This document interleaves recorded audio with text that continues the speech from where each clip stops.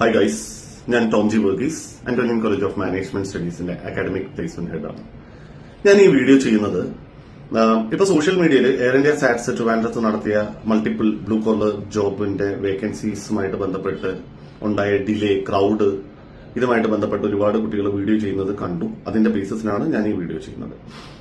The factors actually നിങ്ങൾ video ചെയ്യുന്നത് ശരിയാണ്. ആ ക്രൗഡിനെ കാണിച്ചുകൊണ്ട് നിങ്ങൾ ഒരുപാട് നേരം വെയിറ്റ് ചെയ്യേണ്ടി വന്നു. അതൊക്കെ ഞാൻ അക്സെപ്റ്റ് ചെയ്യുന്നു.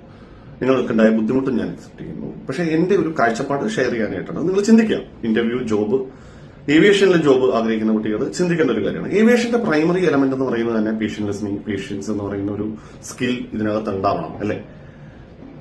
ശരിക്കും എയർ ഇന്ത്യ സാറ്റ്സിനെ ബ്ലെയിം ചെയ്തുകൊണ്ട് വീഡിയോ ചെയ്യുന്ന ആൾക്കാർ ചിന്തിക്കേണ്ട ഒരു കാര്യം, എയർ ഇന്ത്യ സാറ്റ്സ് ആണോ ഈ ഇന്റർവ്യൂ ഇത്രയും വൈഡ് സ്പ്രെഡ് ആയിട്ട് സ്പ്രെഡ് ചെയ്തത്? അല്ല, ഐ ബിലീവ് അല്ല. എയർ ഇന്ത്യ സാറ്റ്സ് അവരുടെ ലിങ്ക്ഡിൻ പ്രൊഫൈലിൽ ഇങ്ങനെ ഒരു ഹയറിംഗ് നടക്കുന്നത് പബ്ലിഷ് ചെയ്തു, അത്രേ ഉള്ളൂ.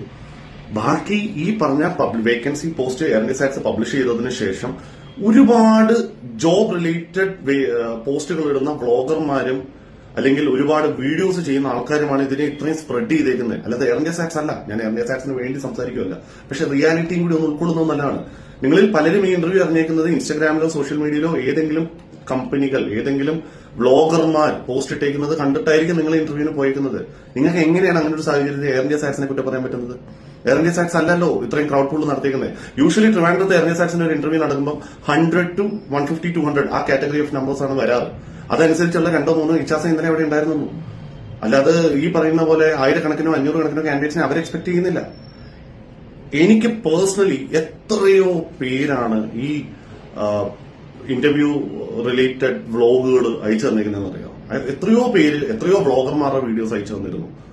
ആൻഡ് ആ വീഡിയോസ് ആണ് സ്പ്രെഡ് അയക്കുന്നത്. ആ വീഡിയോസ് കണ്ടിട്ടാണ് നിങ്ങൾ പലരും ഈ ഇന്റർവ്യൂവിന് വന്നിരിക്കുന്നത്. നിങ്ങൾ എയർ ഇന്ത്യ സാറ്റ്സിനെ കുറ്റം പറയുന്നതിന് മുമ്പ് നിങ്ങളൊന്ന് റിയലൈസ് ചെയ്യണം. രണ്ടാമത്തെ കേസ് ഏവിയേഷനാണിത്. 2006-ലോ 2005-ലോ ഒക്കെ നമ്മളും ഇതേപോലെ ഇന്റർവ്യൂസിനൊക്കെ കണ്ടിട്ടുണ്ട്, പോയിട്ടുണ്ട്. മോനെ, രാവിലെ ഇന്റർവ്യൂവിന് പോയിട്ട് രാത്രി 11 മണിക്ക് ഇന്റർവ്യൂ അറ്റൻഡ് ചെയ്ത ചരിത്രമുണ്ട് ഫസ്റ്റ് റൗണ്ട്. ഓക്കെ, ഞാൻ പ്ലേസ്മെന്റ് ഹെഡ് എന്ന നിലയിൽ സ്റ്റുഡൻസുമായിട്ട് ഇന്റർവ്യൂവിന് ചെന്നൈയിലൊക്കെ പോകുമ്പോൾ ഈ വീഡിയോ കാണുന്ന അന്ന് എന്റെ കൂടെ ഉണ്ടായിരുന്ന സ്റ്റുഡൻസിന് ചിലപ്പോൾ റിയലൈസ് ചെയ്യാൻ പറ്റും, റിലേറ്റ് ചെയ്യാൻ പറ്റും. രാവിലെ 9 മണിക്ക് റിപ്പോർട്ട് ചെയ്തിട്ട് ഞങ്ങൾ ഇന്റർവ്യൂ അറ്റൻഡ് ചെയ്യുന്നത് 11:50-നാണ്. അന്ന് എന്റെ കൂടെ ഉണ്ടായിരുന്ന ഒരു കുട്ടി HR-നോട് അതിന്റെ ഒരു ബുദ്ധിമുട്ട് സൂചിപ്പിക്കുകയും ചെയ്തു. But in a polite way, not like this. നമ്മളൊരു ഇന്റർവ്യൂവിന് പോകുമ്പോൾ you are trying for a job. അവിടെ ചെന്ന് ക്യാമറയും തൂക്കി വെച്ചിട്ട് നമ്മൾ ഇത് ക്രൗഡ് കൂടുതലാണ്, ഇവിടെ ചൂടാണെന്നൊന്നും പറയുന്നില്ല. ക്രൗഡ് അവർ എക്സ്പെക്ട് ചെയ്തിട്ടില്ല, അവർ ആന്റിസിപ്പേറ്റ് ചെയ്തിട്ടില്ല. ഈ സാറ്റ്സ് പോലൊരു കമ്പനി, ഇവിടെയുള്ള മലയാളി വ്ളോഗർമാര് 100 കണക്കിന്, ടു ബി ഫ്രാങ്ക്, ഞാൻ ഇതാക്കി പറയുന്നതല്ല, എത്ര വ്ളോഗർമാരെ ഇത് സ്പ്രെഡ് ചെയ്തേക്കുന്നത്? ഇവരൊക്കെ സാറ്റ്സിന്റെ അപ്രൂവലോട് കൂടിയാണോ ഇങ്ങനെ ഇന്റർവ്യൂ നടക്കുന്നതിനെ പറ്റി സ്പ്രെഡ് ചെയ്തേക്കുന്നത്? ഓക്കെ, നല്ല ഉദ്ദേശത്തിലാണ്, ഒരാൾക്ക് ജോലി കിട്ടുന്നെങ്കിൽ കിട്ടിക്കോട്ടെ എന്ന് വിചാരിച്ചിട്ടായിരിക്കാം. പക്ഷെ കമ്പനി അത് അതിന്റെ രീതിയിൽ ചെയ്തിട്ടുണ്ട്. കമ്പനി ഇത്ര ആന്റിസിപ്പേറ്റ് ചെയ്യുന്നില്ല.